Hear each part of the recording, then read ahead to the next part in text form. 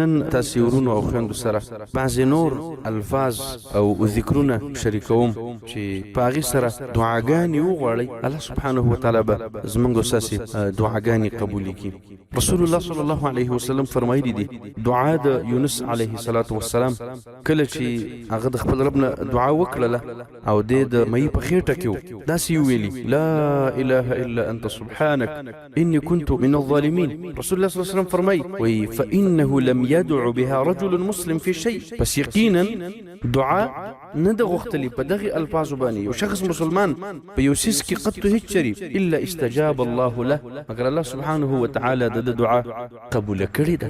دا زموږ د رسول الله صلی الله علیه وسلم وینا ده، هغه چې کومه خبره وکي هغه حق وي، سچ وي، یقیني وي. رسول الله صلی الله علیه وسلم فرمایلی من تعار من الليل، څوک چې د شپې راپاڅېږي د خوب نه رابیدار شي داسې ووایي لا اله الا الله وحده لا شریک له الملك وله الحمد وهو على كل شيء قدير، الحمد لله وسبحان الله، بعضو کې سبحان الله مخکې راغلی، سبحان الله والحمد لله ولا اله الا الله والله اکبر ولا حول ولا قوه الا بالله. بیا دا ووایي چې رب اغفر لي، هله موږ ته مغفرت وکړه. بیا دعا وغواړي وي استجیب له، د دغه دعا به قبوله کړي شي. سبحان الله سبحان الله، دعا به قبوله کړي شي. که دی اودس وکړي او لمونځ وکړي هغه لمونځ به هم د الله سبحانه وتعالی په دربار کې قبول کړي شي. ورونو خویندو توره شپه ده، سترګې دې وغړېدلې، خپله بستره کې کښېنه، دا ذکر وکړه د رب العالمین نه، خپل حاجتونه وغواړه، خپل ضرورت وغواړه، دې عمل ته ادامه ورکړه په یقین او صدق اعتقاد سره دا کار وکړه، الله رب العالمین به بندې لارې راته کولاوي. رسول الله صلی الله علیه وسلم ته ام سلیم رضی الله عنها راغله، د الله پیغمبره ما ته څه کلمات راوښایه چې زه په هغې سره دعاګانې وغواړم په خپل لمونځ کې. رسول الله صلی الله علیه وسلم ته فرمای لزل سبحان الله ووایه، لزل الحمد لله ووایه، لزل الله اکبر ووایه، ثم سلیه، بیا د الله رب العالمین نه سوالونه کوه د خپلو حاجات او د خپلو ضرورت. ویقول نعم نعم، الله عز وجل به وایي درته شهیده شهیده خا زه دله درکوم، ته چې څه غواړې الله سبحانه وتعالی دله بیا درکوي.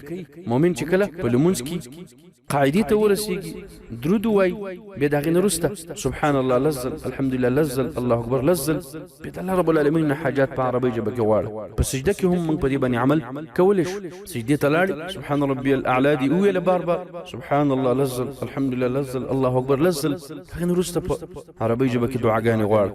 د لمونځ نه بهر که موږ دعا غواړو په دغې طریقه باندې، بیا وروسته د هغې نه په پښتو ژبه کې مورنۍ ژبه کې دعاګانې وغواړو د الله رب العالمین، الله سبحانه وتعالی به زموږ دعاګانې قبولي. یو عجیبه راز د دعا د قبولیت به درته دا هم دروښیم، حدیث کې راغلی امام ترمذي رحمه الله راوړی، رسول الله صلی الله علیه وسلم فرمای الظو بیا ذل والاکرام، خپل دعاګانو کې لازم ونیسئ دا الفاظ چې یا ذل جلال والاکرام، ته د اوچت شأن او د اوچت عزت والی، نو رب ستا د جلال او ستا د اکرام، ستا د اوچت شان او د عزت تقاضا ده چې زه یو کمزوری، زه یو ضعیف، ستا نه غوښتنه کوم، رب زما دعا قبوله کړي. الله سبحانه وتعالی دې موږ او تاسې ته په خپلو دعاګانو کې دغه الفاظ دغه اذکار را نصیب کړي، تر څو زموږ مرادونه، مقاصد او اهداف پوره شي. ورونو خویندو د دعا د کولو نه مه عاجزه کیږئ، دینه نه مه کمزوري کیږئ. رسول الله صلی الله علیه وسلم موږ ته یو تسل را کړی دی چې ستاسې رب ستاسې دعاګانې قبلوي. نبی صلی الله علیه وسلم فرمایلی دی ان ربکم حی کریم، یقینا ستاسو رب دا د حیا والا ذات دی، دا د سخاوت والا ذات دی. یستحیی من عبده، ډېره حیا کوي د خپل بنده نه، اذا رفع یدیه الیه، کله چې دا بنده خپل لاسونه الله رب العالمین ته پورته کړي، فیردهما صفرا، او دواړه لاسونه د الله رب العالمین ورله خالي واپس کړي. الله عز وجل دا کار نه کوي. الله رب العالمین خامخا ستا په لپو کې یو څه درچوي، که غواړي چې الله سبحانه وتعالی درنه هغه تقدیري مصیبتونه او تکلیفونه واړئ، دعاګانو سره لازم شي. رسول الله صلی الله علیه وسلم فرمایلی لا يرد القضاء الا الدعاء، تقدیر لره هیڅ یو څیز نشي بدلولی سوا د دعا نه. الله رب العالمین بعضې تقدیري امور په دعا سره بدلوي.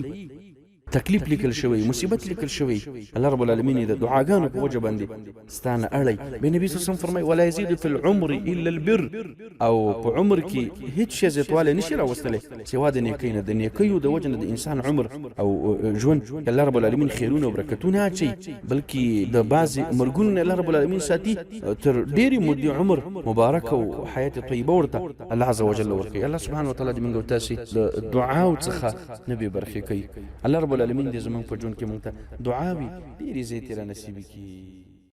اوس د خدمت کومه او شم په قرار